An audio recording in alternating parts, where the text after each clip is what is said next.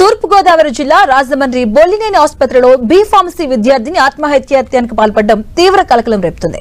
3 రోజుల క్రితం విధి నిర్వహణలో ఉన్న విద్యార్థిని నల్లపు నాగాంజలి ఆత్మహత్యాయత్నానికి పాల్పడినా ఇప్పటి వరకు ఆమె పరిస్థితి ఎలా ఉంది అన్న దానిపై ఆసుపత్రి యాజమాన్యం చెప్పడం లేదంటూ మాజీ ఎంపీ మార్గాని భరత్ ప్రశ్నించారు. బాధితురాలికి న్యాయం చేయాలని కోరుతూ ఆందోళన చేస్తున్న విద్యార్థులకు మద్దతుగా నిలిచిన మార్గాని భరత్ వెంటనే బాధితురాలు పరిస్థితిపై ఆసుపత్రి యాజమాన్యం ప్రకటన చేయాలి అని డిమాండ్ చేశారు. అంతేకాకుండా బాధితురాలి ఆత్మహత్యాయత్నానికి కారణమైన వ్యక్తిని వెంటనే పోలీసులు అరెస్టు చేయాలని డిమాండ్ చేశారు. 3 రోజుల క్రితం డ్యూటీలో ఉన్న బాధితురాలు నల్లపు నాగాంజలి ఆత్మహత్యాయత్నానికి పాల్పడింది. అపస్మారక స్థితిలోకి వెంటనే వేయడంతో స్పందించిన వైద్యులు అత్యవసర చికిత్స అందించారు. అయితే విద్యార్థిని ఆత్మహత్యాయత్నానికి ప్రేమ వ్యవహారమే కారణమని ఆమె రాసిన సూసైడ్ లెటర్ ద్వారా పోలీసులు నిర్ధారణకు వచ్చారు. దీంతో బాధితురాలి ఫిర్యాదు మేరకు ఆసుపత్రి అడ్మినిస్ట్రేటివ్ దీపక్ పై కేసు నమోదు చేశారు.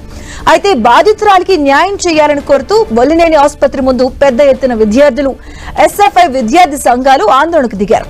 వారికి మద్దతుగా ఘటనా స్థలానికి చేరుకున్న మాజీ ఎంపీ మార్గాని భరత్ బాధితురాలికి న్యాయం చేయాలని డిమాండ్ చేశారు.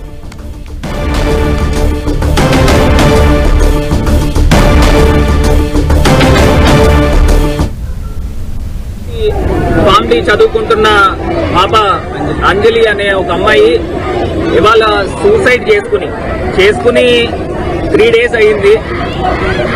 ఎందుకు, ఏ కారణం చేత జరిగిందనేది ఇవాళ ఆ అమ్మాయి రాసుకున్న డైరీలో పూర్తిగా ఏమేమి ఇబ్బందులు పడతా ఉంది, ఎవరు ఈమెని లైంగికంగా ఇబ్బందులు పెట్టారు అనే అంశం గురించి పూర్తి స్థాయిగా ఇందులో రాసుకోవడం జరిగింది. నుంచి కూడా యాజమాన్యం వచ్చి కానీ ఆ అమ్మాయి పరిస్థితి ఏ రకంగా ఉంది, నిజంగా ఆ అమ్మాయి బతికి ఉందా లేదా అనే అంశాన్ని కూడా ఇప్పుడు దాకా ప్రకటించడం జరగల.